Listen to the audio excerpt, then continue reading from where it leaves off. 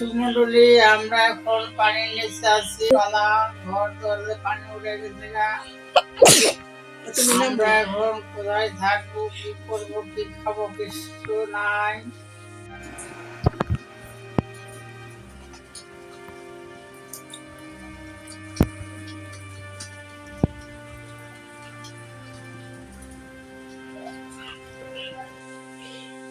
এই বাংলার জনগণ, আমরা পানিতে ডুবতেছি।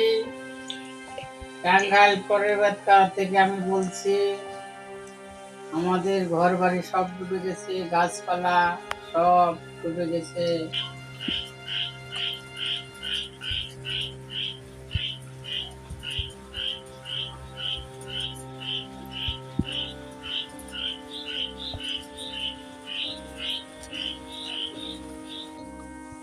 এখন রান্নাঘর ডুবে গেছে, রান্না করার কিছু নাই। আমরা কি খাবো?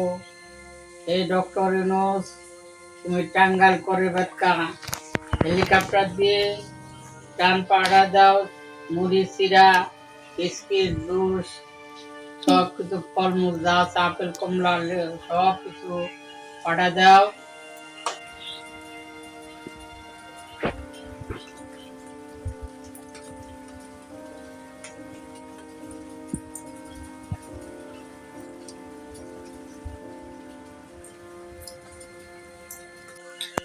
আমরা না খাই আছি সকাল থেকে, এই পর্যন্ত কোনো কিছু খাই নাই।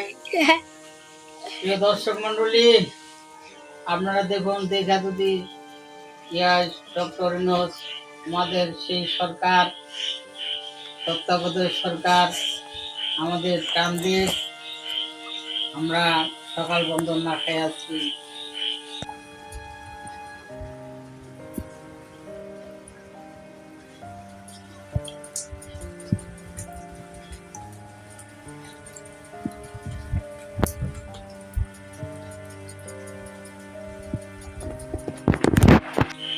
আমাদের প্রস্তাব পায়খানা কর্ম সেটাও করতে পারতেছি না, রান্না বান্না করতে পারতেছি না, রান্না করে পানি কিছু কাজ করা সম্ভব হচ্ছে না।